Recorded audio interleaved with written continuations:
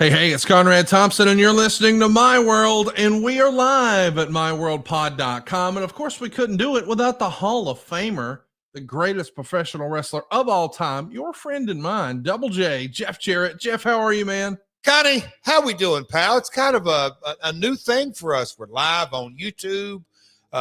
Welcome to all you My World listeners that might be listening to this on Tuesday night or Wednesday or whatever. But we're live here, as they say. Tuesday afternoon, my couple of lawnmowers are going outside. May have a little noise going on, Connie, through this, but fired up, about to jump on a plane and head to New Orleans and Dynamite tomorrow. So I don't know what you have on your mind, but the NFL draft is coming up, and I know we don't talk about the draft, but I'm just kind of throwing that out there. And you sent me a picture earlier today that I would love to discuss. I don't know how in detail. A 63-pound catfish, pal. Yeah, how about that? I caught that in Gunnersville this weekend. I couldn't believe it. I mean, I've never even seen a 63-pound catfish before. Have you? Well, you didn't catch my last text. I said, did you catch that noodling? Did you get your arm down there and yank her? Yeah.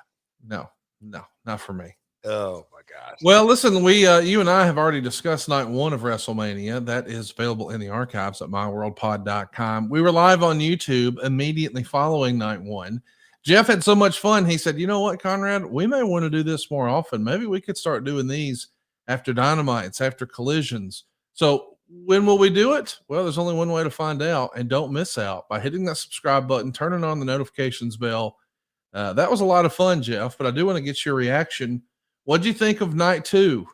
I guess we can start at the beginning. We know what everyone wants to hear, but I got to tell you, I thought the women stole the show on night two. I thought Io Sky's victory cemented her as a bona fide star. She's made, and man, they may have had the best match of the night. What'd you think of the ladies? Well, I first kind of have to jump off, and I want to throw it back at you. I know you say, yeah, Jeff, they don't want, hey, Raj, they don't want to hear my comments. Well, I want to hear this. Did you find it, I'll say odd or unique, but a little different watching not just professional wrestling, but watching WrestleMania on Easter Sunday? Yeah, it was weird, wasn't it? It was different for sure. Well, and that's kind of where, family first, and yeah. You got to juggle that. But our eating time was, late afternoon, so it wasn't too late. But pre-show on and kickoff show, whatever they may call it. I just thought it was different, and I'm curious to hear. You did, I haven't been on social media much the last 2 days, Conrad. So anything you fire at me today, you might have to bring me up to speed on some things. But yeah, I will concur with you on the ladies stealing the show. And I know we're going to get into it, and don't browbeat me right out of the gate, because we will eventually get to it. But it is literally the last thing you see is in a lot of ways how the entire weekend resonates. But we can go through the matches, and I think there were some bright spots. I know this, that in my crowd of company, I had different crowds on Saturday night and Sunday night. And, Sunday night, it was noticed in a couple of different ways, just kind of the massive production that professional wrestling has become. They did it upright, like they always do.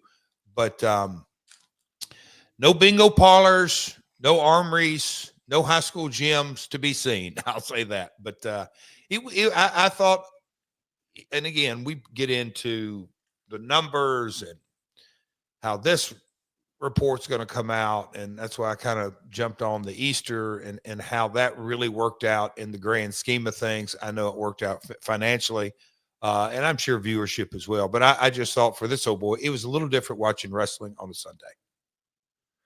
Yeah, I totally agree. It was a different experience, but I thought the ladies had about as good of an opener as you could have. Next up, we saw Drew McIntyre beat Damian Priest in a Sin City street fight. And then the fatal four-way for the IC. That's worth talking about, Jeff. Dominic Mysterio has been overwhelmingly booed. I mean, almost to a comedic level of boos. But man, he got a huge babyface reaction for the IC win here. What'd you think? Well, let's not pass up, because I was going to comment on Cody. my Cody, let me just say that, Cody Angle, you know, he jumped out of his chair with Drew getting the win. He expected Drew to lose, and I'm not sure how to read into that, but I always think, you know, back to the TNA days when I went back, Conrad, let's see, that was not 2017, that was 2015 for that one King of the Mountain match and my Hall of Fame deal. That's where I really first got to know Drew and kind of his worth ethic. And I'll never forget Orlando. He was going to be late, and obviously I wasn't really there day to day whatsoever, but man, he jumped off a plane in Orlando straight from Scotland, I believe, and came in and got all of his segments done and worked his ass off. So I just think it's worth mentioning his worth ethic, both in and out of the ring. And so I know one thing, my Cody was damn glad to see get his hand raised, because certainly in Cody's mind, wins and losses are right up there at the premium. But yeah, the four-way, was the international crowd part of that huge baby face, or have the piped in boos for Dom, I don't say backfired, but have they morphed into, we're going to go this way regardless of what you want to tell us as a promotion, that the fan base is not just coming around on Dom, but the piped in boos? I don't know how that's resonating. What do you think? Yeah, I don't know. I was kind of surprised with the reaction. I wasn't necessarily surprised with the result. JBL sold me on what a genius idea this would be. And, you know, we didn't have to see Braun or Penta take a fall. Joe Hendry took a fall, though. He was in there next with Randy Orton. He was the person to answer Randy's open challenge in the wake of Kevin Owens missing the event. I don't think you or I imagined this would be Joe Hendry, but it was, and it was a 3-minute and 10-second affair. What did you think of this, Jeff? What did the old school you think of this? And what does the 2025 version of Jeff think of this? Well, what do you mean by old school? I think a lot of people would say, by a traditional old school standard, boy, they just squashed their world champion. Oh, I got you. Their world champion look like a goof.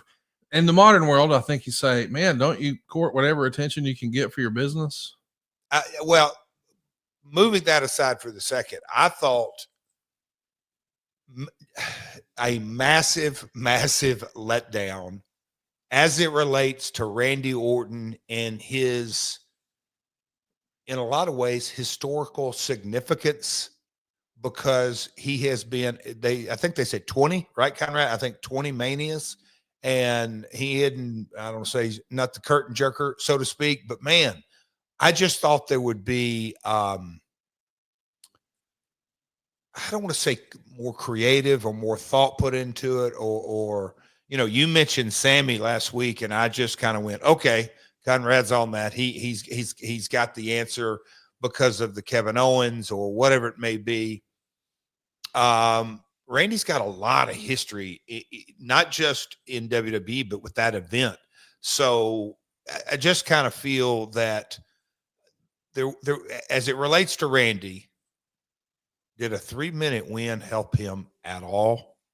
No, like none. The old Jackie Fargo line, hey kid, come in here, sit down beside me. We got to talk about this finish. I've got to figure out how I can beat you without hurting my career. That was an old rib, but I just didn't think it did anything for Randy. For Hendry, are you kidding me? I'm sure a bucket list item. He don't care at all. And as the, I guess you could say, seeing a TNA World Champion on Mania, that was kind of interesting. The wins and losses, the positioning, I don't read into that at all. You know, you're saying the squash match, look, it was what it was. Randy has enough equity built. You know, they could have gone 3, they could have gone 13, they could have gone 23. Randy was still getting his hand raised. So in the grand scheme of things, what did it really matter? I was just really very let down on Randy's part, because I just think there could have been so much more put into that in so many different ways. But that's me playing you know, devil's advocate. Yeah. Well, do you think that, they had, I mean, it's clear they're going with Randy and John Cena next. And don't forget, in Backlash, less than 3 weeks from now, it's in St. Louis. Yep. So it makes a lot of sense that it would be Randy Orton as the next opponent. But if you know that he can't lose on Sunday because you're starting him with Cena the next day, that does limit who you want to wrestle. And you may not want to beat one of your guys. So why not give some exposure? And you want to play a little armchair quarterback booking, or do you want to keep moving on? Whichever one you like.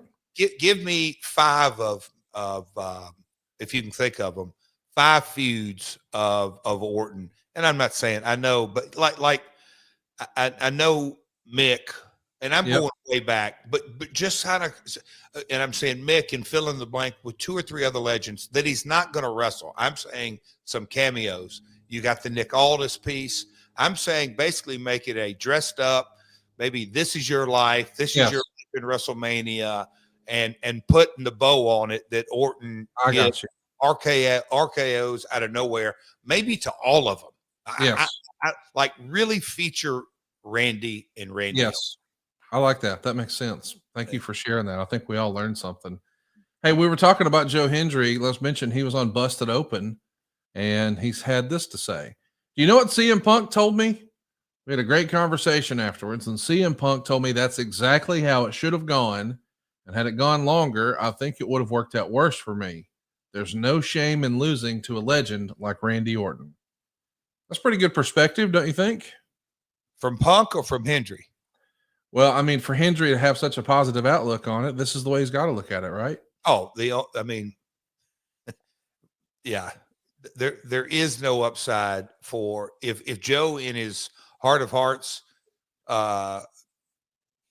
doesn't feel satisfied, he's best to kept it to himself for future not just bookings but kind of future mindset. So he was in you can look at it 2 ways, but I think he was in a win-win situation. He got to appear on Mania against Randy Orton, game set match.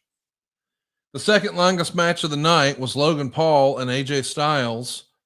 We both think a lot of AJ. He's a big favorite around here, and we both know the power of social media and Logan Paul's following there. What did you think of this match, Jeff? To be what I expected, creative in spots, an AJ match with a very athletic opponent who is, I don't say just learning his trade, but I mean, it is what it is. The guy is a hell of an athlete. He comes from an athletic family.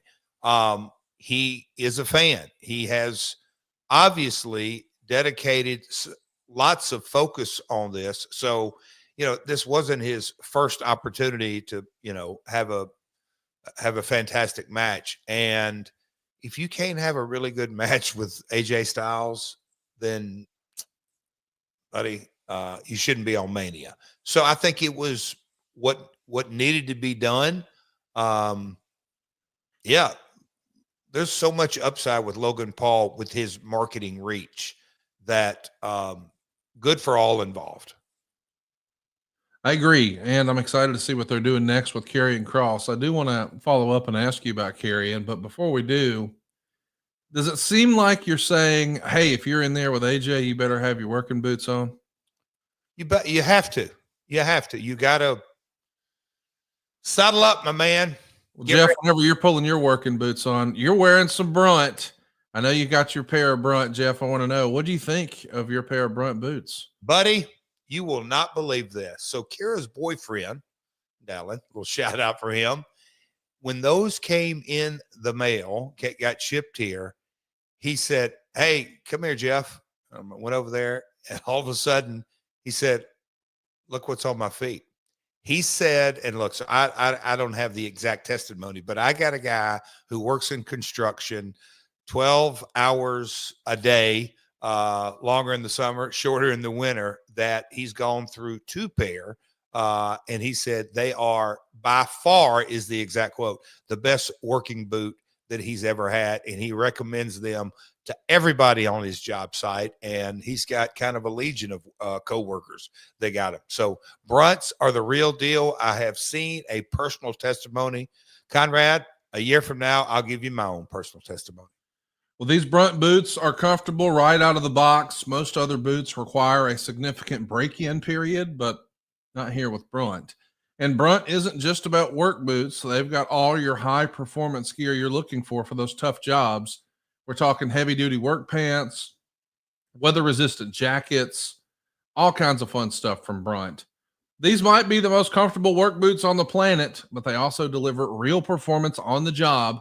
Whether you're looking for waterproof or safety toe or soft toe or pull on or lace up, they got you covered.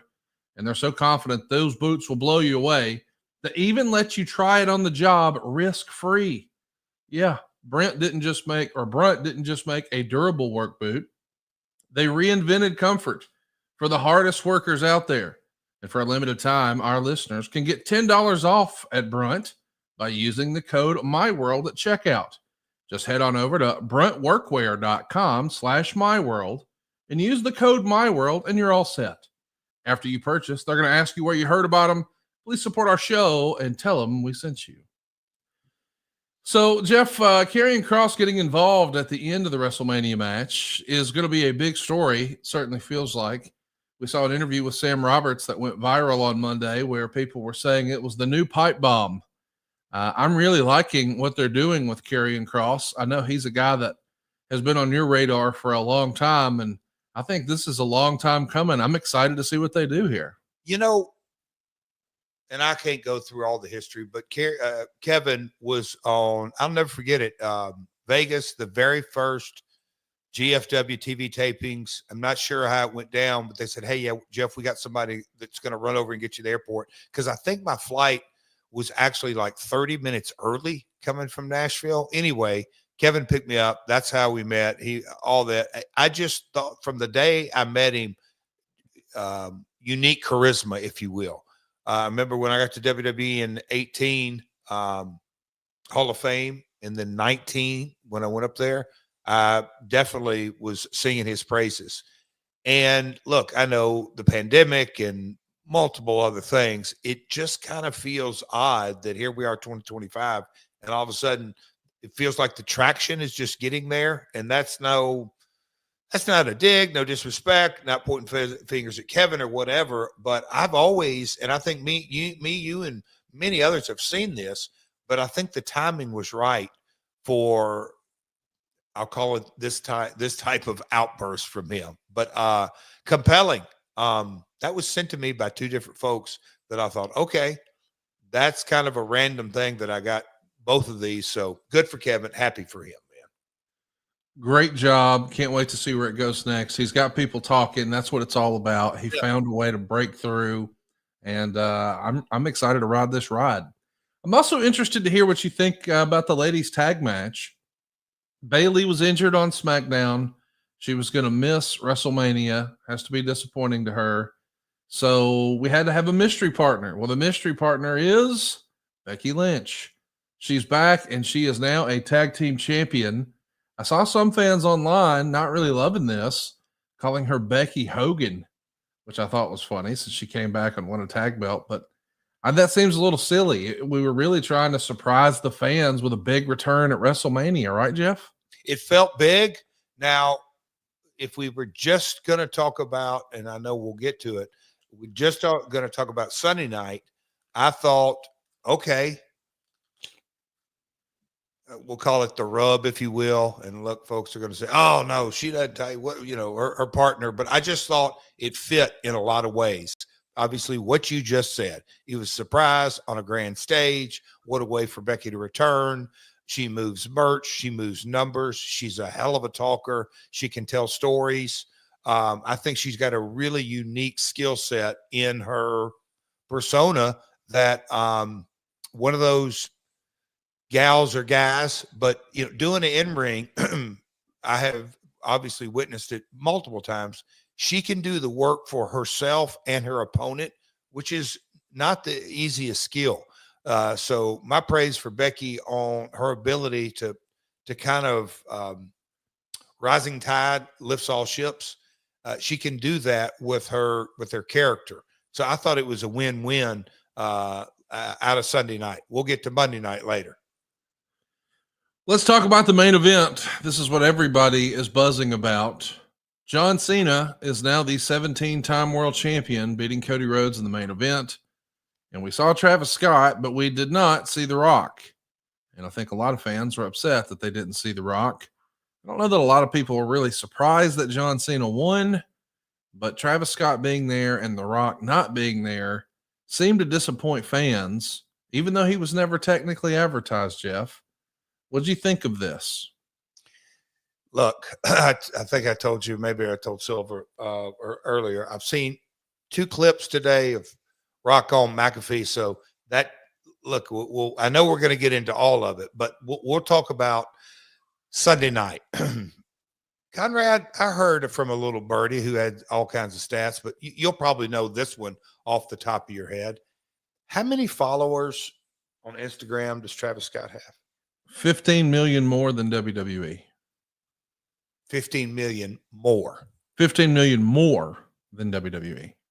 So in social media world, in the Instagram world, his brand is bigger than the WWE. Combined, total, yes. Yep. With that being said, from, my experience, I have been bashed for a lot of things, Conrad. Pac-Man Jones affiliation, integration, maybe at the top of the list. A few other athletes getting involved. Maybe the Johnny Fairplays getting involved. There was a time in TNA, Brian Urlacher, and we never could get a match out of him there. We'll call it all kinds of celebrity involvement, if you will. But I'll say this, not always, but for the most part, I tried to make the celebrity integration seamless, make as much wrestling sense and logical. And I know that's a loaded question, and there's 1,000 instances, maybe more. If you want to throw in my dad's promotion in Lawler, then we're getting into 5. I mean, I get it. That it's creative is subjective and everything that goes with it. But, and I don't think I'm in the minority, but the Travis Scott integration, I don't care how many followers you have. I can't think in my wildest dreams that we're going to have a stadium show. Yes, WrestleMania, but I'm talking about from a geographical timing and all this, that we're going to give Travis Scott. And I don't know if you've timed this, and I know you did a show with Eric and you got a couple of different text threads, but the amount of time it took him to get music and entrance to the ring and the damage, and then all the stuff that went with it. And I hold John Cena in the highest regards on how to not just get over, but to stay over. Not just with his verbal skills, but finishes, facials, timing. And you know what I think about Cody and the role and how his journey and, the Stardust and the independent scene and AEW and the climb and everything that goes with it. I cannot believe a 2-night event, all the wrestling minds involved in the brainchild of WWE, which are too many to mention, that they all agreed and said, yes, let's give Travis Scott 90 seconds to get to the whatever it is and do this damage. Conrad, it's still baffling to me, the execution. Now, his involvement, I love. I think it's not just brilliant. I think it adds so much to, and I know there's some things that haven't panned out, and we may be going different places, and there may be licensing and music and WME, Rock and Cena, and they all may have the same agent, and it orchestrating this deal. And Jeff, you don't understand, there's zeros upon zeros added to this deal and the monetization, but I'm talking about the execution for the wrestling fan, not casual, not hardcore, just anybody watching that they said, man, this is going to work. Go down there, guys, and execute that. Can you, Conrad, give me on air Your thoughts on the execution of that finish? I mean, I like the crisis of conscience from Cody, but I agree with you. Having Travis Scott interrupt the flow of the match and take his sweet time getting there. I mean, and then you've got Cody just down selling in the ring. It was, man, it took forever. Yeah, I get why he was associated with it from a social media profile, but at the same time, that was probably not his highest and best use in that moment. Look, to me, that's kind of where I'm going with it. I'm not the finish, the engagement, the involvement, the crossover, all of that stuff. Couldn't we have had Travis Scott come from, the however you want to call it, the announced desk side or whatever? Can't you do the exact same story, just speed it up exponentially? You're still going to get the beauty shots of Cena and Travis Scott in the ring. You're still going to get the screw job. You're going to still get everything. But we're going to let the guy walk down the Conrad, that's the only thing that's a little head scratcher. And I can hear it. Oh, Jeff, you did this and did that. And look, I get it. There's a lot of things that I've screwed up on. I'm trying to figure out collectively how they all made the decision and said, yep, this is best for business. Yep, this is going to work. No way did Cody and Cena think that. I'm not buying it. Efren is with us here live, and he says Travis Scott's music starting to entering the ring, 3 minutes, exactly 3 minutes. So it took 3 minutes for Travis Scott to walk down the ramp. By the way, shout out, Efren. I appreciate that. But just so you know, the Joe Hendry Randy Orton match was 3 minutes and 10 seconds. So Randy Orton's match was 10 seconds longer than Travis Scott walking down to the ring. I love you, Conrad. I knew your comps are the best. I mean, how do you beat that, right? Wow. That puts it in perspective how silly it is. Let me here's another perspective. A lot of times on wrestling programming, you have a 3-minute break. Boy, I used to love the spike when we'd have 2.5, but you have 3.5 minute break, and even the picture in picture. So you literally could have heard Travis Scott music, gone to the bathroom, did your business, swing back by the fridge, sat down, you wouldn't have missed a thing. Is that what you're telling me? Yeah. No. Thank you, Efren. I do appreciate that stat, because here on My World, we want to deliver the very best, compelling, but truthful content we can. 3 minutes. Yes. Like that old Allen Iverson. Practice. We're talking about practice. Now, right here, and did they want to play the whole stream? They wanted to get a stream. I mean, you know what I was told? I was told they played that song, Travis Scott's song, inside the arena exactly 17 times. Maybe it was for John Cena 17. Maybe it was just a coincidence, but the damn song we heard to death across 2 nights. And then we heard it again. And I just think people assumed, well, for him not to just be in the front row and taking his clearly sweet time down there, that means something else is going to happen. And then when it didn't, I felt like they were disappointed. I knew when they sent Austin out beforehand to announce the attendance, okay, well, now they've got that out of the way, so they don't have a letdown or disappointment in the main event.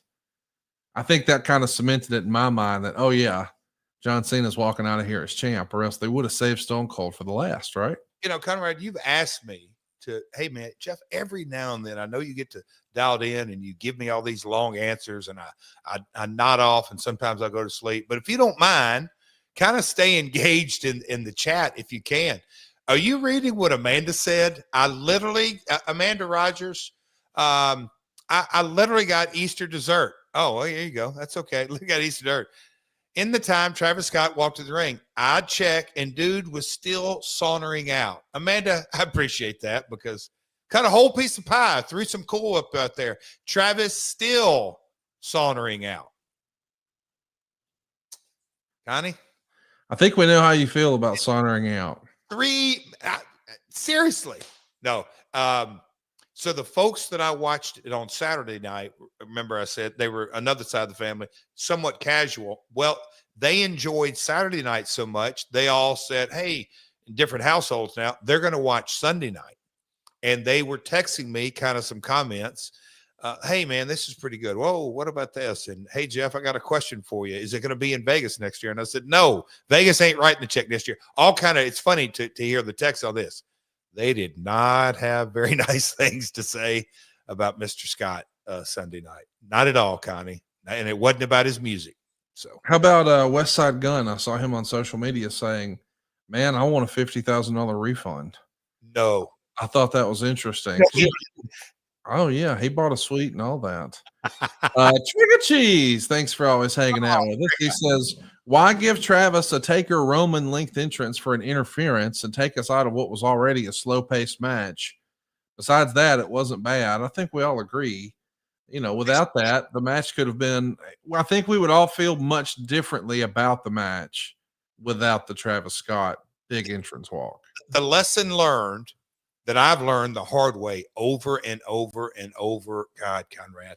And this is where, you know, I love doing this podcast, and sometimes it brings up things, and you know, is that is our industry, that high risk, high reward, but the thinking through of every logical kind of beat, if you will. And, you know, if it's an arena, I'm going to say that 3 minutes goes to a minute and a half.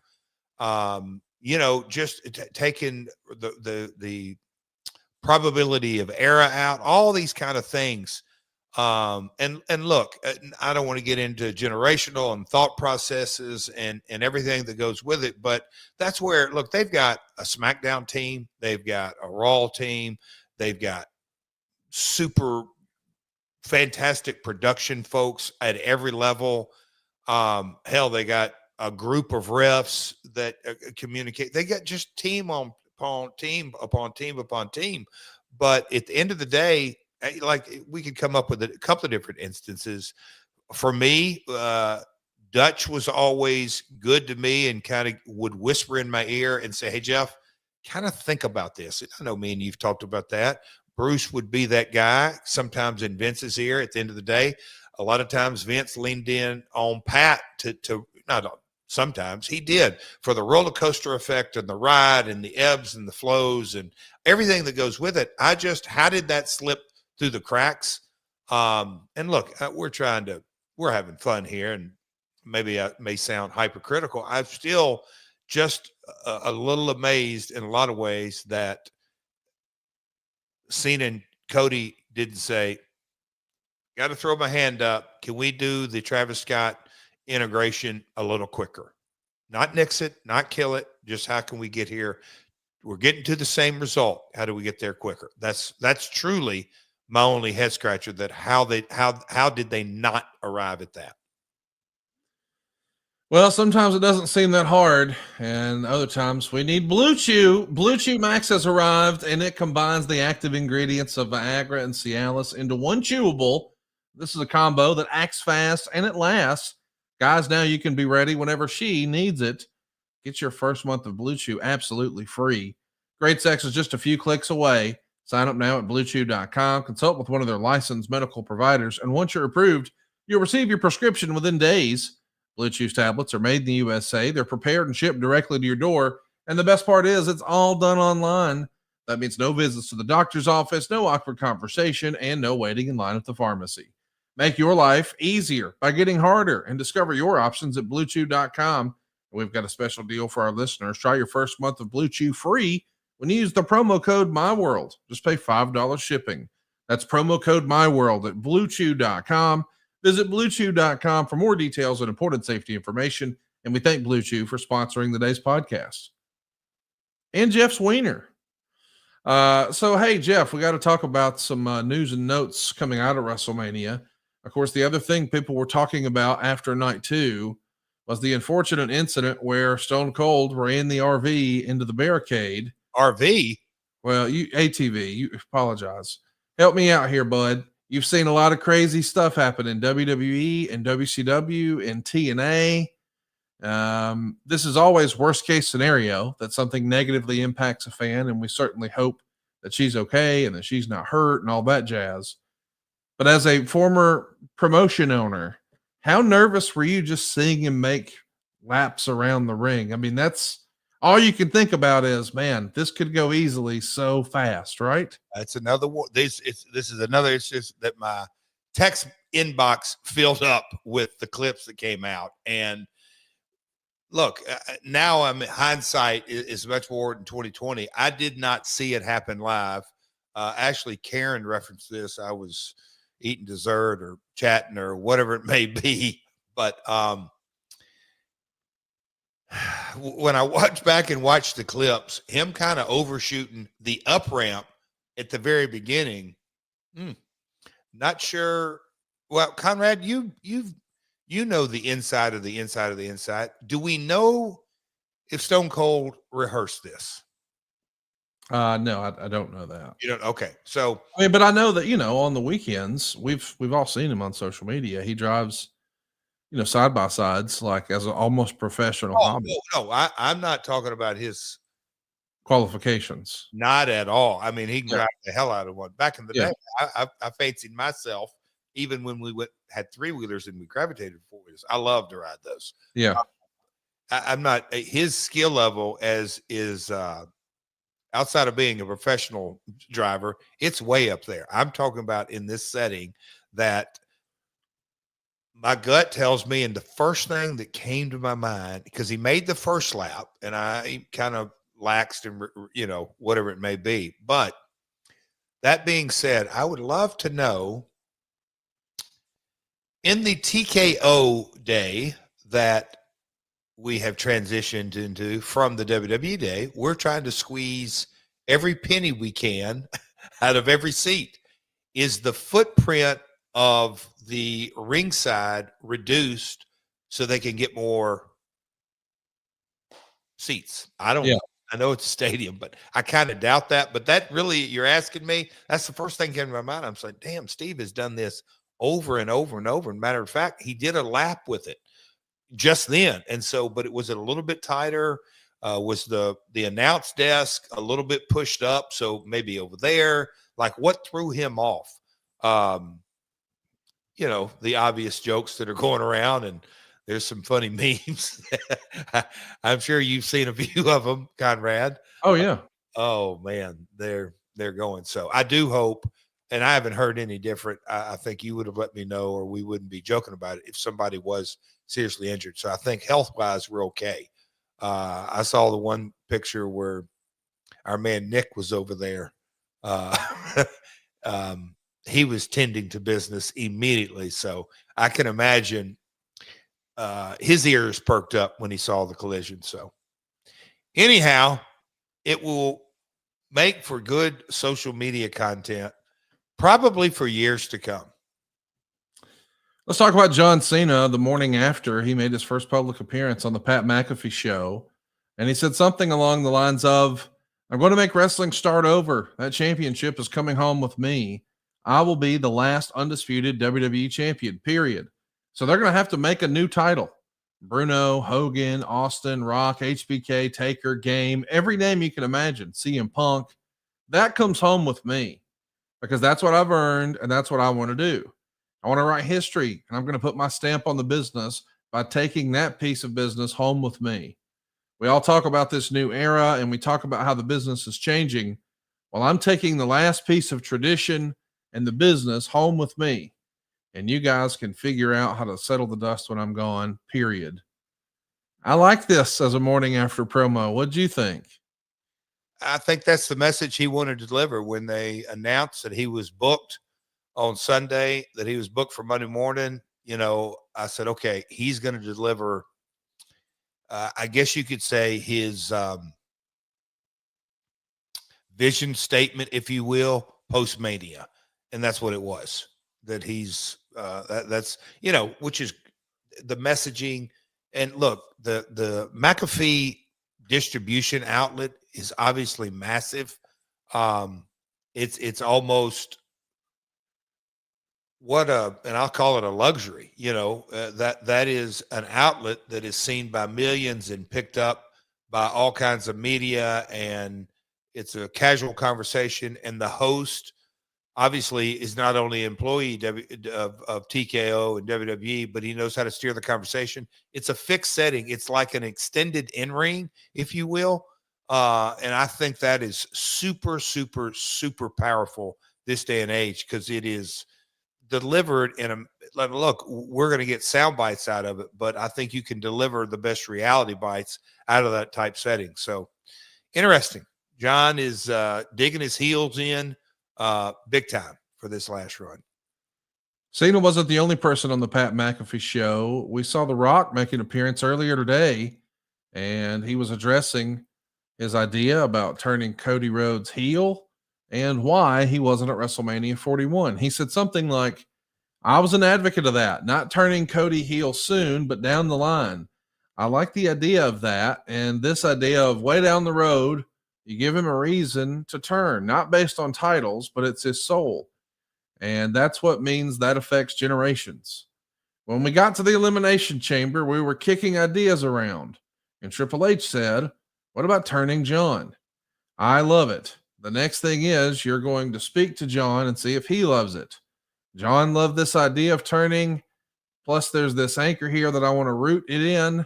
There's a real thing that I've been experiencing the past 25 years. I knew then the best thing for the final boss is we've established this thing with Cody's soul. I didn't want to be involved in that and let the final boss step back into the shadows, let all the spotlight go to John and Cody, and not make it about Cody's soul or John's soul. Let them do what they do. I called John and Cody after the Elimination Chamber, and I said, I think the final boss's work is done. We just pulled off the greatest angle in wrestling history. I'm always here if you need me, but it's best for the final boss to not be involved in that finish. This is blowing people away. Logically, it's hard to follow. I think I read that as Rock just changed his mind. What say you? Well, it's funny how Mr. Silva, I didn't know all that. So me hearing that for the first time and kind of the in-depth and hearing it for the first time, this is raw, reactive. We're talking about Cena, I guess you could digging into his storyline and the last year. And then on the same show, a few segments later, I don't know the time frame of it, but Rock's pulling the curtain back in multiple ways. Little confusing to me, Conrad. Before we move any further, does that hit you? I don't say the wrong way, but what's your thoughts on Cena in character, Rock out of character? I can't imagine a scenario under a Vince McMahon WWE where Rock did that interview. Oh, well, shit. Don't even go there, because there's 1,000 things we can come up with. But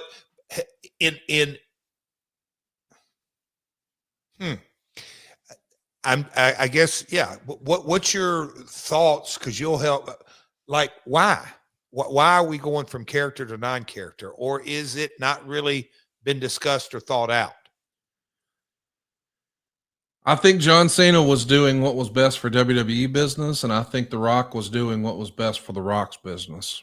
Okay, and that's fair enough. And look, it is, the bite I heard was, and Silva, I don't know if I'm jumping ahead, but Ari's been a friend of mine for 25 years, and he called me and said they needed help with ticket sales in Toronto.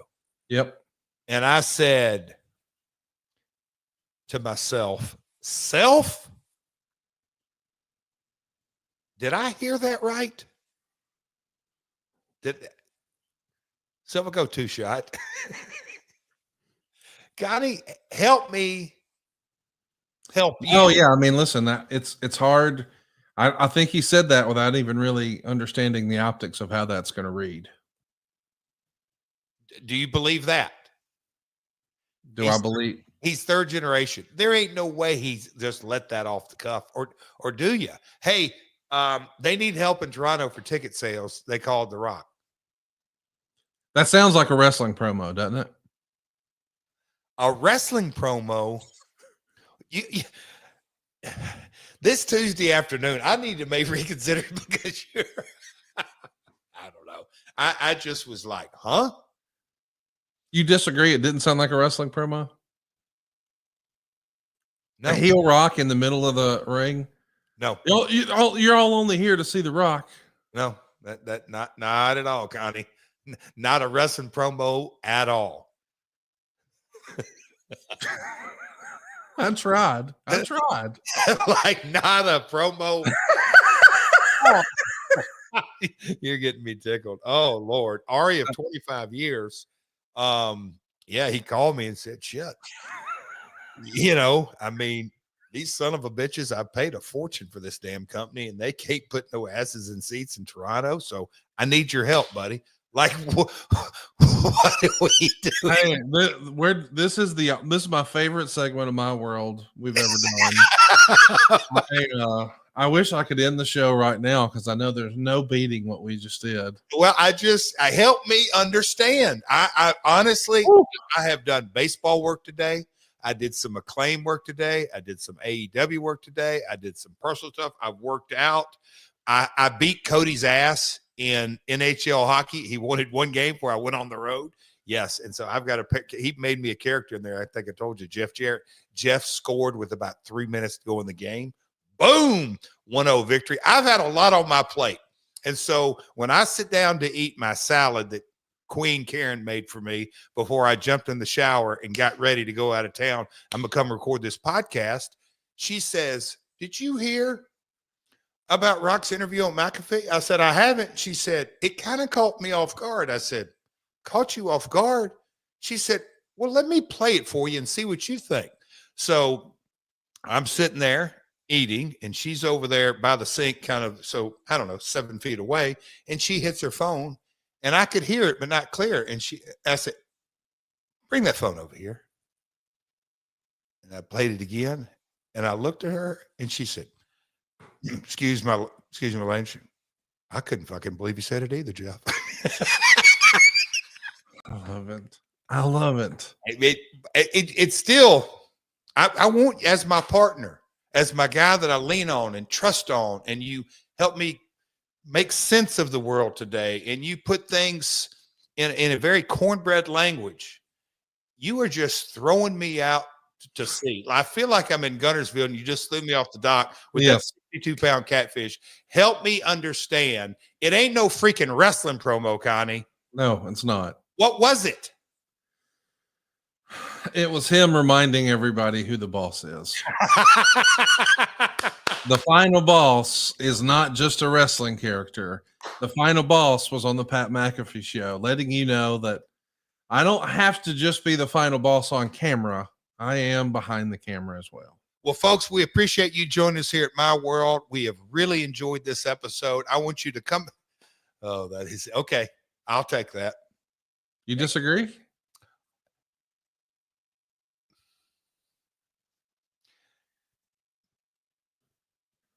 There's a saying in sobriety that sometimes you have to learn to, I don't know, kind of check your behavior, because the disease of it, I won't get into that.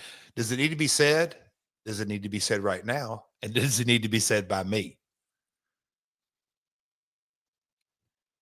Do we really have to say who the final boss is? Why can't you say it? Oh, no, I can say it. You can say it. Like, my point is, the day after or 2 days after, do we really need to say it? Okay, I got you. I guess I got you. Silva, are you over there? What are you thinking about, Silva? Give me your off-the-cuff thoughts. Why did he say that today? He got caught up in himself. I feel he got caught up in himself, and he just started rambling, and he spoke out of school and showed what Dwayne is really thinking. Not the character The Rock, what Dwayne is really thinking. You can't do this without me. I'm the man. Just a reminder. A third-generation professional wrestler, the biggest box office attraction in Hollywood for 10 years, 20 years running, and you guys think, oh, he just let something slip. I don't know. I'm having fun here. I'm completely having fun here. Oh boy. Trick or cheese. We're all having fun. We greatly appreciate you guys being with us. And I have to admit that sometimes we got to find a silly way to get to a transition. I don't have one today. I'm out of all the good ideas, but they got them over at conradsguy.com. Envision Marketing is what we're talking about. These guys help me understand how to get more leads. And if you're a small business owner, and I mean doing anything, maybe you're a nonprofit, maybe you're B2B, maybe you're retail, whatever your situation is, I can tell you they help me, and I know they can help you. If you've ever wondered how you can get streaming ads on like Hulu or Amazon, or maybe you're looking to do some digital display, there's all kinds of ways that you can grow online.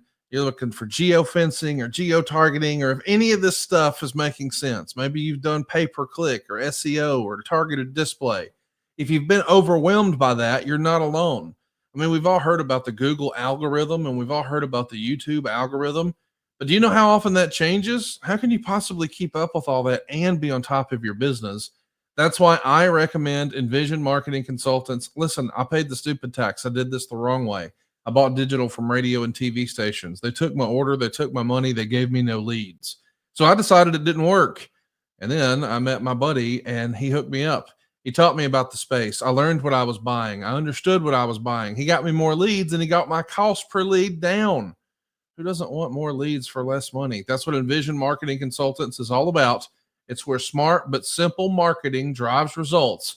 And I encourage you, chat with my man, Eric Nichols. Just spend a few minutes with him. I like to say he's my guy. Well, he can be your guy too when you go to conradsguy.com. That's conradsguy.com. So listen, Jeff, we've had a lot of fun talking about The Rock and talking about John Cena, but we do need to mention some other major news that happened over the weekend, something that you are really close with, and that's the AAA deal.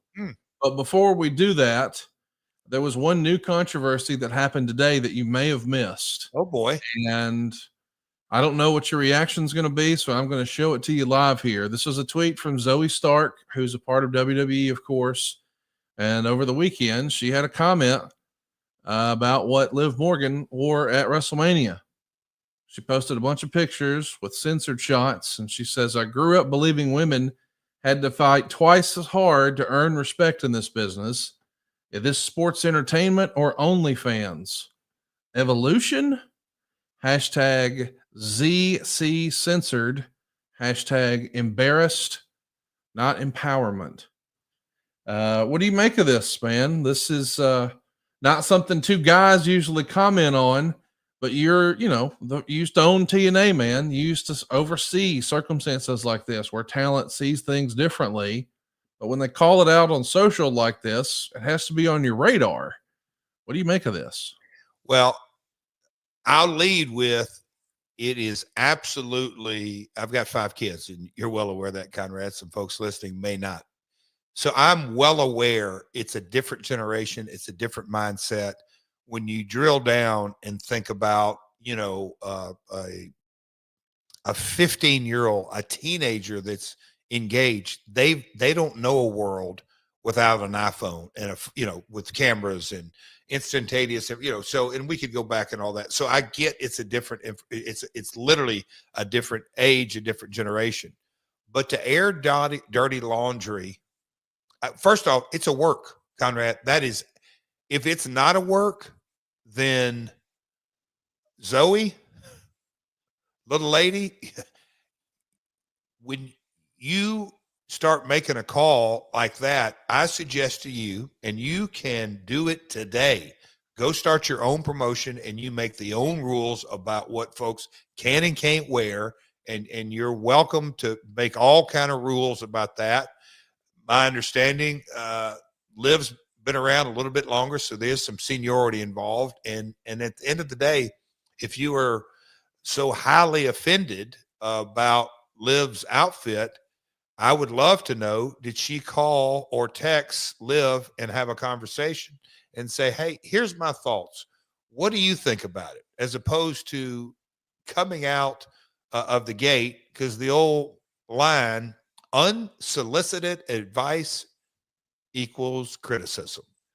You don't really get anywhere if you're just going to kind of open up and criticize. So, but it feels like a work to me, Conrad. What say you? Is it a work? I don't think so. No? I don't think so. And Zoe is an NXT talent, right? Mm-hmm.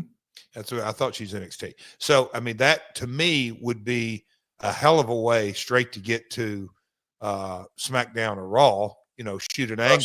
She's on the Raw brand. I'm sorry, I'm behind. So she is on the Raw brand. Okay, so maybe she's starting a storyline with Liv on some level. I don't know.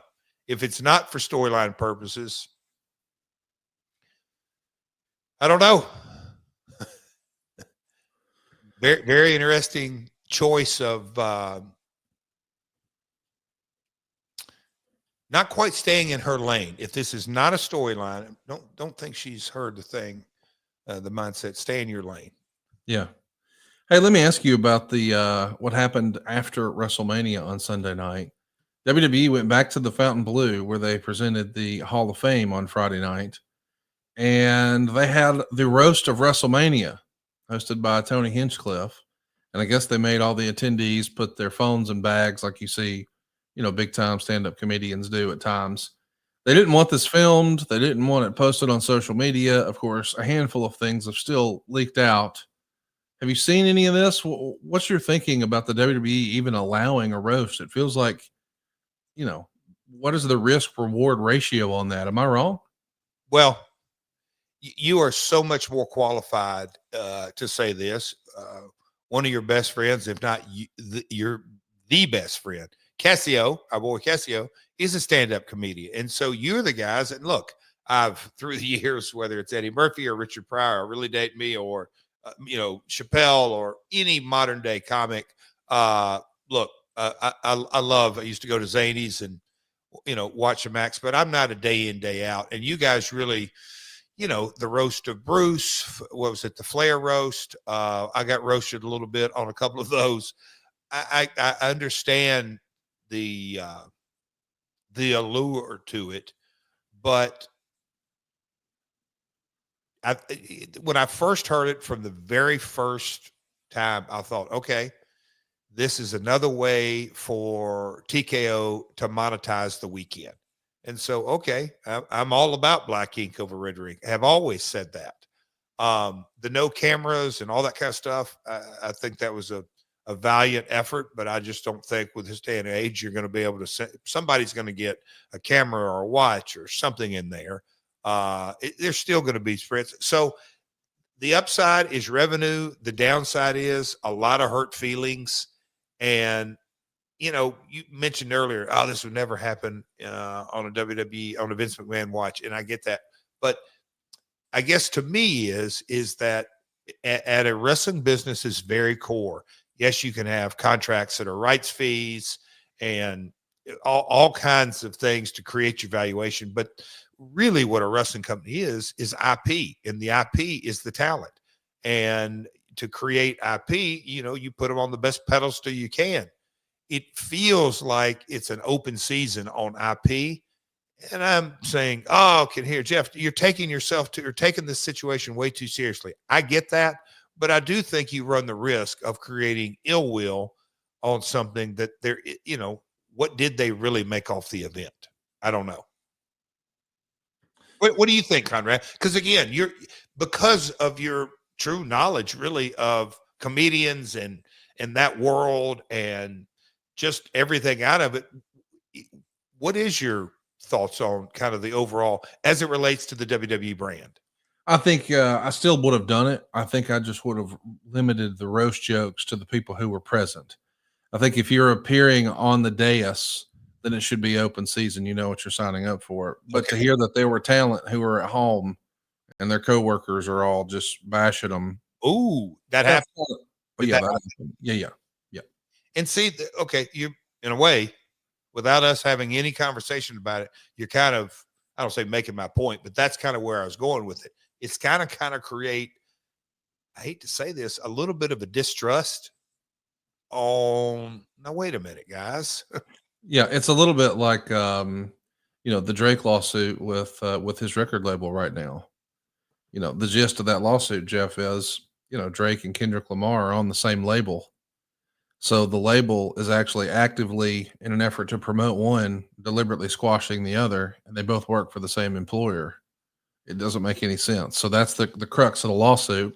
And I feel like if I was one of those talent, I might be like, hey, wait a minute. I didn't agree to be roasted. I didn't agree to roast. Like, I'm not there. I'm at the hotel. Why? How is that allowed? Yeah. I agree with you. I think it does maybe create some mistrust or at least questions. Yeah, there you go. Trigger Cheese says, Jeff, what was your favorite WrestleMania? Is WrestleMania 23 with Shawn Michaels and John Cena. Oh, favorite Mania. Gosh, I mean, that is really hard when you look back over it and kind of see the generations. And as a child, as a teenager, 3 Hogan, Andre, Steamboat, Savage. As a real fan, and me just kind of understanding at the very the infant stages, what a business I want to get into. So 3 was big. When I look at 10, the ladder match, look, that's the one I got bumped from, but 10 in a lot of ways, and it won't go down, but this is, you're asking who's Jeff's favorite. I think the transition from work rate, and look, I may, oh no, it doesn't matter. But that Shawn Razor ladder match told a hell of a story in a very broad way. And then Brett knowing that personal issue. Anyway, 10 is one. Man, I could kind of go through it. Shawn's big matches, again, being a buddy and a longtime guy, but also somebody, I started, and I said it in my Hall of Fame speech. We talk about GOATs and this piss flare off, but I do look at, I kind of look at Shawn as the Michael Jordan of professional wrestling, in that you just kind of look at stack him up for a guy who's we're about the same height, maybe a little bit leaner, for him to have matches against Jesus. I mean, just kind of think, going back to Brett, a wrestler's wrestler, if you will, the ladder match with Scott, Taker, Kurt, Cena, those. So you really go through a lot of evolutions. So 3 and 10 for me personally, but I'm kind of tied to it. But I kind of look at the significance of the different folks and the importance. Shawn's big moments in Mania, I think, go right up there with my favorites as well. We got to talk about the new television series that's being promoted. It's called WWE Unreal, and they're going to peel back the curtain for the first time and show us the writer's room and how some of those legends that are now agents, I suppose, or producers, communicate the changes and wishes to the talent. So this is really the first time I think WWE has monetized these sort of backstage scenarios like this. They're not really actively in the podcast game or any of that stuff, sort of revealing how the sausage is made. And I know some people online, like Sean Ross Sapp, are comparing it to almost like a making of a movie, where if you enjoy the movie, then later you might want to see the behind the scenes of how they made it. But I know there's other people who are more traditionalists, and they say, this is too much. What do you think about WWE and Unreal, this television idea coming to Netflix this summer? There's a couple of pitches. I could get into the old TNA server, but there was a couple of different show concepts about, we'll call it, the behind the scenes of the professional wrestling business. I think it's going to all come down to execution. There is no doubt that it has all the potential in the world, but the execution of it, I think that wrestling is much more of a hybrid form of entertainment that, Conrad, is it Succession? Yeah. No. Yeah. Succession. But what was the other? There was another one. When the episode would go off, they would kind of give an in-depth, scene by scene, the director, and they would talk in little bits and pieces. Was that Succession or was that other show? Anyway, just I like that analogy that, kind of the making of the movie, but I do think it can take away the mystique of a lot of things that the wrestling fan innately is drawn to. And it's one of those things, why am I a wrestling fan? Oh, I love it. I love this. I love that. But it's very core. There's some magic made, and they may think they want to know the David Copperfield, but when they hear it, it's just not near as compelling. So we'll see. I mean, I the verdict, I mean, we got to see. It's far from, I don't want to judge a book until it's executed, but I do think it has the potential to be fantastic, but it also has the potential to really bomb. Let's talk about Monday Night Raw. It was the Monday after Mania. We started with a John Cena promo. Then we see Randy Orton come out and RKO Cena. Considering they're headed to Backlash in St. Louis, this is probably the most logical opponent for John, don't you think? Well, I mean, it's St. Louis. They lined everything up. It's a no-brainer. I think we're beginning to see the Cena victory lap, like truly the victory lap in a lot of ways. I'm curious to see, and me and you have talked offline multiple times about this, and my NASCAR buddies, I picked when Elliott Sadler had his last year, he had that victory lap, and there's other drivers that have done it. It's the last time at the track, and they get awards, and there's different NBA players that have kind of had their swan song in a lot of ways. I'm curious to kind of see that now Mania, and now I think this is in a lot of ways the beginning of the victory lap. I think he came in, announced it, did some dates overseas, and I think because you have the flagship event of the year, it couldn't be all about Cena. I think we're about to see quite a bit of that. So the monetization of St. Louis, I can see a Randy Cena shirt and how many times they've wrestled. There is no doubt in my mind that they're doing a jump from Vegas to the next pay-per-view. They could have done it really anywhere in the country. Oh, well, I'll be damned. They picked Randy Orton's hometown, and Randy, I mean, it's very strategic marketing. It's a genius, man. I mean, every town they go to, like this past weekend, they said appearing in Las Vegas for the very last time, John Cena. And I like that they started to talk about 27 appearances left. Like, as you start counting it down, it's almost like when you're watching television and at the end of an episode, it says only 2 seasons or only 2 episodes remain. Here's a preview of next Sunday. That's kind of what they're doing here, right? Did he dig in? Wait, where did I see this? Where he talked about he wouldn't take a check from any promoter or anything like that. This is it in December. Oh, well, he said something about it. I felt it. Maybe I did see it on. No. Anyway, he said not matches, dates. Yes. He clarified that. Yes. I love that. Well, I think that's clever too. I do too. Because he says, I don't have to wrestle. I can just come out here and do this. And he doesn't want any gotchas and back. Yeah. It worked. It did work. And so will Stopbox Pro. We're big believers here in the Jarrett and Thompson households. If you haven't already, what are you waiting for? Go check out Stopbox. And I'm telling you, if you ever have a break-in or you actually need to use this thing, and if you're like me and you have a firearm in your house, you know what I'm talking about. A lot of times, your firearm is not easily available. You got to go find the key, and you got to hope you can find that key and get it in there in time. Or it's battery operated. And what if the batteries are dead and now you just can't get in there? Well, Stopbox Pro is 100% mechanical, so you never have to worry about it not working when you need it the most. You'll never have to fumble around with keys. You never have to worry about a battery dying. And all the Stopbox products are made right here in the USA.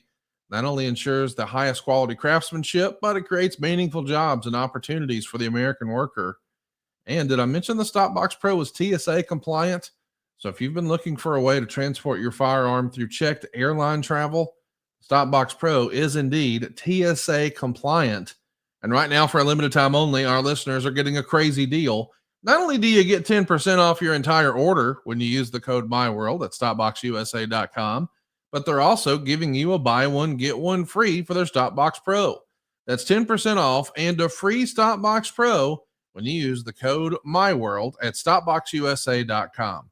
Discover a better way to balance security and readiness with StopBox. Jeff, the other big thing that happened on Monday Night Raw, besides the John Cena stuff, was the Becky Lynch victory lap. You said it was the victory tour or victory lap tour for John Cena. Well, I guess Becky's only lasted a day. They dropped the tag straps, and now she's a heel. I don't think a lot of people would have seen Becky Lynch as a heel. I saw some people suggesting, boy, that felt like 2 months worth of story crammed into 2 nights. What did you think of this Becky Lynch heel turn? Well, my man Code Dog is the one who gave me the report today. And he lined it up, and I said, now tell me about this. And he just said, hey, here's he called it a faction. The Heyman faction is Seth, Becky, and Braun. Becky as a heel is going to be very interesting. Yeah. In a lot of ways. And, you know, again, I praised her earlier on her promo skills and in-ring skills and how to get talent over all of this. But in the world we live in today, she's going to be get people over in this role. I would assume. I'm not so sure that's good for her. I may be wrong, and they may have enough female talent to feed her. I don't know. The Heyman dynamic with all of it, I'm going to go back to what I said on Saturday night. He's something, man. Look at the pieces of the puzzle, the chess pieces that he has on the table now. They're all heat magnets, and he will elevate all 3 of them in a good way. I'm curious to see. It's been a while since he's had a group, if you will, and I get the bloodline was somewhat of a group, and it was. I just think that head of the table and Roman champ, and that was the centerpiece, if you will, was Roman. So there were other supporting cast around him. And this, like, Becky's a lead, Seth is a lead, and I think you're going to try to make. I don't think Braun, in their vision, I don't think Braun's going to take a back seat. And I'm not saying he should, but he's coming off the IC run, so he's got 3 single talents that are all going to take the lead. Curious to see how they create that creative for it. Wait, who's the other talent? Seth, Braun, and Becky. Okay. The 3 different leads. It's just, I think well, and look, I'm putting my creative hat on. That's a different dynamic because, okay, hypothetically speaking, well, do you know Seth is on Raw? Yeah, I think so. Are they all on Raw? I don't know. Let's just say they're probably about to do a draft anyway, aren't they? Who knows? What I'm saying is, on Raw, a 2-hour show, and if he's with all 3 talent, are you going to see Heyman 5 times in a night, 4 times with each talent? I don't think so. So anyway, they'll figure it out. But it is different when you are a manager, a second, a mouthpiece for 3 different leads. That's all I'm saying. And they'll figure it out. But that's the egos will be interesting to see how that extrapolates out. What'd you think about Rusev returning to WWE? I don't know. He's nice. Me and Miro got along great. I'll say, did it look lesser than without Lana? You think it did? I did. The package without Lana, it's not the package. He's not a talker. She is a talker. She's a heat magnet. I just thought the package was not fully there. And I get they were chanting and everything that with it. But the height of Rusev, in your opinion, was with or without Lana? With. Yeah, and I think the majority of fans would say that as well. Yes. And so I think the package is not complete. What'd you think about the Gunther package where he's going to attack Michael Cole and then choke out Pat McAfee? You talked earlier about what a big deal having access to Pat McAfee Show is. Well, how about if we just get the host involved in an angle? This does feel like this would be an excellent way to eventually lead to a Goldberg Gunther match too, doesn't it? You just jump right to that. I mean, they laid into it, and yeah, I mean, well executed. I'll say this: well executed. They went hard with the McAfee and the choke out. I thought Michael Cole walking. I thought the subtlety of Michael Cole, because that was really good. Just the nuance. Didn't he walk back down? Yes, he walked back. Am I missing that? Yeah, no, he walked back down coming out of the break. Yes, he did. I thought that nuance was good. Let's talk about the Unreal show. Again, we were touching on this just a moment ago. And one of the things that, people have been able to do is in the trailer, they show the writer's room. And in that writer's room, there's like a dry erase board, Jeff. And on that dry erase board, it actually listed what the original card for WrestleMania this year was going to be. So I wanted to show that to you and let's actually discuss it. Is this an Easter egg? Yes. So if you were watching the trailer, you could screen grab this and then zoom in and read what's written on the board in the background. So for the title, it was originally supposed to be Cody and John Cena. It was originally supposed to be Roman Reigns versus CM Punk versus Seth Rollins. But there was also another idea for the World Heavyweight title of Punk versus Rollins versus Gunther. So they clearly had to make a decision there with Punk and Rollins. And then for the women's title, Rhea Ripley and Bianca Belair. The other ladies' belt, Jade Cargill and Nia Jax. Randy Orton and Kevin Owens. Seems like that's been in the works for quite a while. The Wyatt Six, who weren't even on the show against the Judgment Day. Charlotte and Becky as a tag team against Io and Asuka. AJ Styles was always supposed to be in there with Logan Paul, I suppose. They had Dominic Mysterio in a singles match against Bad Bunny, believe it or not. And they had Drew McIntyre working with Braun Breaker, which just seems crazy. But I guess somehow along the way, it was always supposed to be Rey Mysterio with a special guest versus Chad Gable. We know instead we were supposed to get El Grande Americano, but it wound up not being Rey Mysterio, but Rey Fenix. What do you think of this original card? Do you think this would have been better, Jeff, than what we wound up getting? I mean, I'm assuming this is just kind of fodder and talk and chatter. And was that the original card? Are you saying it is or is it like a hypothetical, or is this? That's a dry erase board from the trailer in the writer's room for the new show, WWE Unreal. So I'm not saying that anyone etched it in stone and said this is the final version and then things changed, but that's certainly what's written on the board in the writer's room on the trailer. Okay. Bad Bunny and Dom. I guess old Travis Scott bumped Bad Bunny from the card. No. Look, the amount of times in creative that we used to do them in 3-month arcs, and we would put our main events for even as far out as a year, but 9 months out, just kind of main events, 1 match or 2 matches on months 4, 5, and 6, just kind of, and maybe even further out than that. So look, it's put stuff up on the board. It's made to change. It's made to have discussion. It's made to pivot on injuries and all that kind of stuff. There was a couple of things that I thought were interesting. The Charlotte Becky teaming. I thought that could have been a really cool Mania moment if that would have ever happened. Dave, if you don't mind, put that back up there if Connie wants me to comment on it. The Wyatt Six and Judgment Day. I guess that went south. Rhea turned into that 3-way. Look, so it changed quite a bit. And it's, the Jade match, that's interesting as well, how it turned into the Naomi match. look, it's cards are made to be changed and all that kind of stuff. They probably landed on.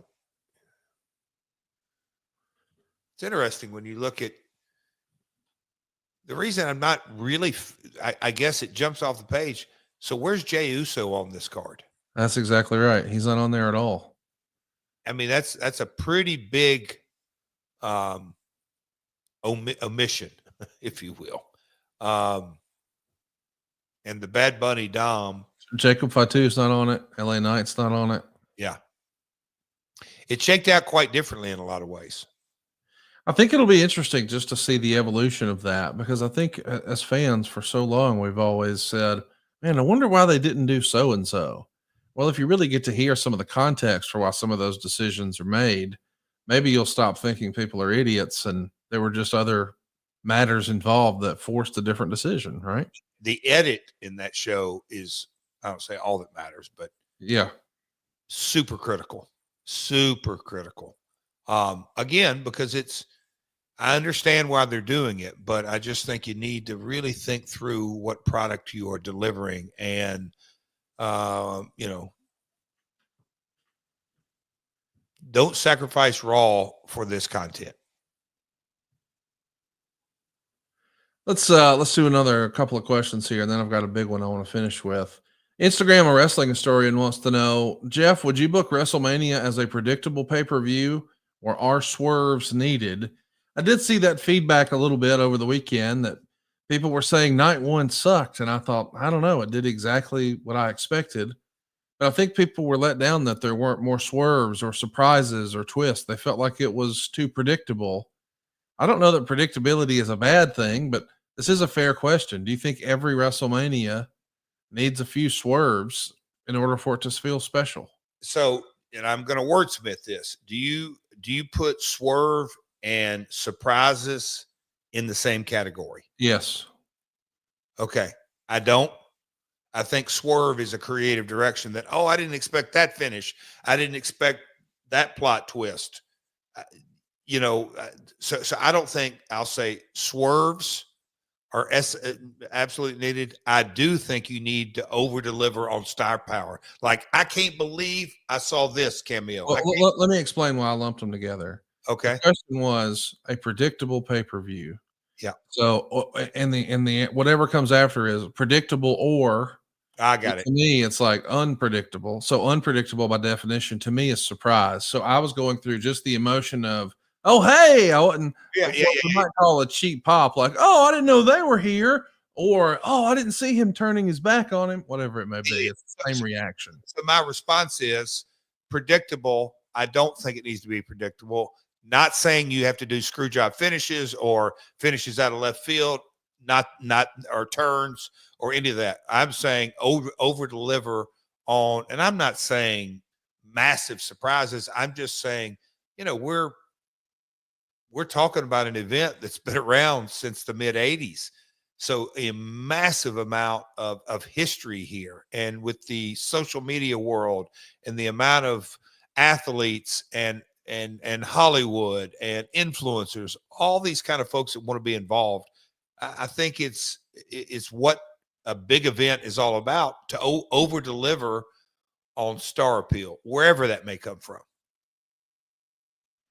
I really want to ask you a couple more questions here, and then we've got a fun sort of controversial one that I know you'll have a lot of fun with. Oh, here we go. You're teeing me up before I get on this damn plane. Who knows what you're going to come at me with? Coach Keith wants to know, Jeff, speaking on the Easter Sunday topic, did your dad run shows on Easter Sunday, and did you have to work a lot on Easter Sunday? That's interesting because we've talked a lot about, Thanksgiving shows and Christmas shows and Labor Day shows, but we haven't spent a ton of time talking about Easter shows. Did your dad run Easter shows? Was that a territory thing? I don't even know the answer to that. I want my world listeners to help me out here. Obviously, I'm from the South, as some folks call it, Connie, the Bible Belt. Isn't that what That's right? Yes, sir. So one of my daughters was asking me about that because they were like, what? WrestleMania is tonight? It was just, and I don't believe I've wrestled on Christmas Eve, New Year's Eve, Christmas Day, New Year's Day, every Memorial Day, Labor Day, whatever it is. I've wrestled on all the holidays many times, except I do not believe that I've ever wrestled on Easter Sunday. And I think it goes in two ways. We never had a regular town. We had monthly Sundays towns. We never had a weekly Sunday town. So in other parts of the territory days, did their Sunday shows keep running on Easter Sunday? I wasn't a part of, but I think from a monetization standpoint, Easter Sunday, certainly in our 7-state areas, the territory, and when I went to WWF and WCW, I don't think there were pay-per-views on Easter Sunday. I mean, NASCAR, my gosh, they dropped a couple of years ago. I think they had one or two. They dropped it again this year. It's just, it's a date that it's hard. It's hard to compete about Jesus coming, being resurrected. It just, no, Conrad, I've never, to my knowledge, ever worked on Easter Sunday. Matthew Rodriguez says, hey, Jeff, in your 2024-2025 AEW run, did you ever consider forming a tag team called The Last Outlaws with Satnam Singh and Jay Lethal aiming for the Trios Championships? Matthew Rodriguez, absolutely. Now, call The Last Outlaws. We've had a number of names that we've bannered around amongst the group, adding Karen and Sanjay into this, and legitimately, I can't tell you how many discussions. Last Outlaws was in the running. There's a bunch of different ones, but Satnam doesn't look much like a Last Outlaw. Neither does Jay Lethal. So I'll kind of keep my shirt and that moniker to myself. But yes, we've talked about it. But there's a couple of different names that we landed on. We'll wait for the right time. But the Trios Championship, I've always said that I think the combination between me and Jay, I mean, a wrestler, super, super skilled. I'll call it my veteran Hall of Fame status, and Satnam being the 7'4", $1 billion. I think we make a fantastic trios team. I'd love to go for trios gold. All right, Jeff, let's get everybody stirred up. I think this is going to be a fun conversation. Oh boy. There was a post that happened or that I saw during our show today, and I sent it over to Silva and I said, we got to show this to Jeff. So have I not been looking at the private chat? It's the famous Mount Rushmore conversation. Take a look at this, Jeff. This is directly from Complex, and they're calling this the Mount Rushmore of wrestling. And left to right, you see John Cena, The Rock, Steve Austin, and Hulk Hogan. And according to Complex, this is the Mount Rushmore of wrestling. And the question is, who's missing? So, Jeff, when you take a look at this and you think about the Mount Rushmore of wrestling, would yours look like this? And if not, how would it be different? Oh, Conrad, I cannot tell you how many times I have been asked about this in all kinds of promoting my world, promoting live events. I mean, in the TNA days, there were so many, hey, who's your Mount Rushmore and all this. It is such good fodder, if you will. And I always do kind of go back to, man, if you're going to take the totality of professional wrestling, like if we're going back to day one, like legitimately day one of professional wrestling, and the Jim Lundases of the world and Hackenschmidt and all that, then you just get super complicated. So, and people say the modern era starts here. Conrad, that's where you kind of get into, are we eliminating the territory days? So before I kind of answer, do you have any time frame you want me to try to throw in there? No, I just, wanted your take on Mount Rushmore. However you want to frame it, however you want to position it. We're just really responding to what Complex has posted. I mean, well, who is Complex, first off? Do you know? It's a big magazine that the kids are reading. Okay. So this is going to go viral, is what I'm saying. This will be a hotly debated discussion. It was strategic to drop this just a few days after WrestleMania. Yeah. Do you know how mad Ric Flair is going to be? He's going to be livid. So you want to know my Mount Rushmore? If you were publishing this ad and you were going to claim your own Mount Rushmore, what would you put there? So I'm not trying to monetize clicks, correct? I want you to tell us your fucking Mount Rushmore. You can just pick any 4 combinations of wrestlers. I'm trying to get you. Can I say 5 or 6? I'm trying to get you aggravated. There's 4, you son of a bitch. Look at you told me you had a time limit, and now you're stalling and you're messing with your own time limit. Damn right I am. Jim Blundis, Luthez,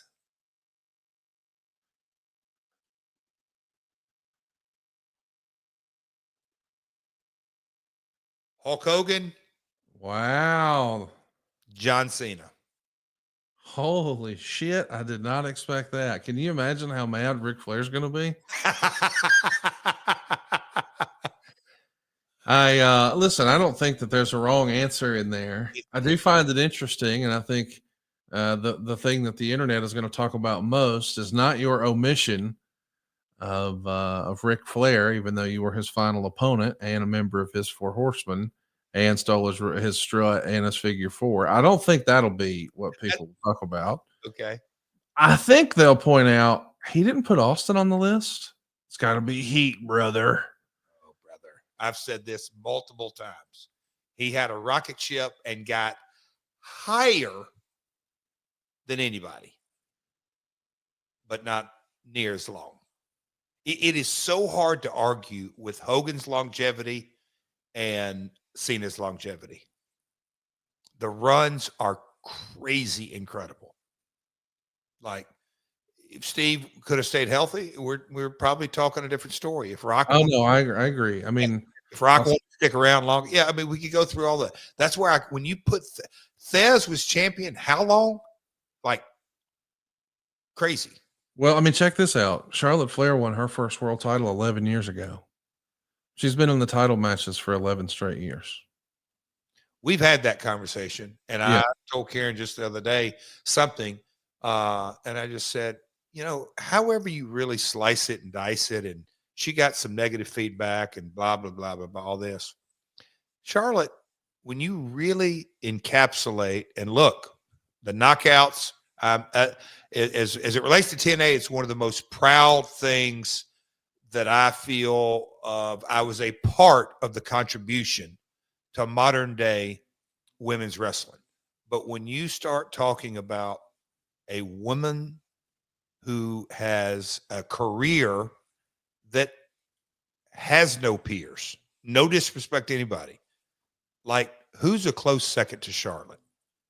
I'll shut up and listen. That's interesting. Let's ask AI. Most women's world championships wrestling. Oh, okay. Let's just see. It's going to come up with the Japanese lady, maybe. What's old AI have to say?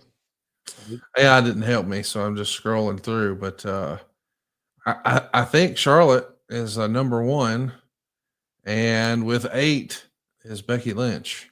Okay. 7 is Sasha. 7 is Trish. 6 is Mickey. But the point is, okay. So world champion, she has 11, right? Okay. Well, Charlotte they're counting 16. So she has 16? Well, I don't think that's the official one, but I think we're just saying number of, maybe they're counting NXT. I'm not sure. Okay. I don't think it's 16. And I always don't really like my route, Thez, longevity. I'm talking about that long of career, that her sustained main event, how many matches on pay-per-view, and I'll say either in the main event or semi-main event, single matches. I don't think there's a close second. I don't. That's where I'm kind of going with it. So yeah, I just found another. Yeah, they're saying, depending on where you're looking, I guess Charlotte's got 14, 15, or 16, but the point is a whole lot more than everybody else. So, And yeah. so my point is, Rick, and I hope this gets sent to you. You are the second best wrestler in your family. Oh, wow. I love you for that. He won't even argue that. He'll be delighted to hear it. I thought you were going to have another Shawn Michaels comment. No. He's the same. No. All right. So now let's do it a different way. I know we're up against the time crunch here, but let me hear your Mount Rushmores of just great in-ring performers. We're not saying box office draws. Oh, We're God. saying guys that you shared the ring with. Oh. That you're like, I have firsthand knowledge that guy is one of the best 4 I ever wrestled. Shawn, Kurt, right out of the gate. Kurt Angle. Yeah. Okay. Shawn Michaels, Kurt Angle. There's 2 spots remaining. In ring. Oh, Jerry Lawler. Okay. One last spot. AJ Styles. AJ over Bret Hart. Yes, sir. Wow. AJ over Steve Austin. Yes, sir. You said in ring. Yes. And AJ over Ric Flair. Nature Boy. If you ain't the best in your family, there's no way I can put you down. AJ over Ric Flair. It's fair to say when you got him. Yeah. Yeah. Yeah, for sure. Did you wrestle Eddie Guerrero, Rey Mysterio? I did. Yep. In WCW. And did you wrestle Chris Benoit? Oh gosh, many times. Many times. We had a series of house show matches that I can remember Arn pulling me aside and saying, damn, you're a hell of a heel. I mean, Arn was very complimentary, which kind of caught me off guard. But he's like, he first joked with me. He's like, Benoit, I'll let you up with them chops out there. I saw you out selling out. You didn't want to take too many of those, blah, blah, all that kind of stuff like that. But he was very complimentary, which I took at that time in my career. I was just like, okay. But me and Chris had some really good matches. Wait, hang on. Is that considered a thing that some guys might puss out after a chop and roll out to the ring as to not take another one, as opposed to, oh, it's a point of pride to stick your chest up there? I learned from one of the greatest, Jerry Lawler. It's all in psychology. If I act like 5, I can take 5, and I'm tough, man. Boo. I think it's bad psychology. Like if we're going down a rabbit hole, but no, that was my psychology. And so I'm sure at the time I would have told Arn, hey pal, I'm making 1 chop mean more than these other guys make 10. And he would have gone, point taken. Boys and girls, that's why you listen to My World. Jeff, I think this is one of the best episodes we ever did. You were on fire today. I think we should make this a rule. No more morning recordings. We're going to go live on Tuesdays. You got it up. I had so much fun that I'm hoping that we get to do this tomorrow, immediately following Dynamite. Hey, if I can make it work, because here is the riddle I'm going to throw with you. Okay. That tomorrow night, post Dynamite, I can't wait. I'm about to go jump on a plane right now to New Orleans, and I'll get in there and give me some good rest and wake up, good cardio, and I'll do everything. And when Dynamite goes off the air, let's rock and roll, okay? Yeah. Let's do a post show. If I can't make it, it's because you will have seen while I can't make it, or there will be a I understand everything you just said. We will see you tomorrow night. No, but here, yeah, there you go. Immediately following. Conrad, you better come to the answer to this riddle. Okay? Okay. I want you to answer me. Okay. No less than 3 minutes. I know we got to move fast, but I'll give you 2.5. You've got to tell me why Dwayne Johnson said, hey, man, all right, called me. They needed tickets sold. I had to come back. That whole roster couldn't get it done. So, Jesus, they called the final boss. I had to sell tickets. You got to tell me tomorrow why he said that. I'm going to do a book report, and we'll see you guys tomorrow night right here at myworldpod.com. Hit that subscribe button, turn on your notifications bell, and tune in tomorrow night, immediately following Dynamite at 9 Central, 10 Eastern, right here at myworldpod.com. Peace.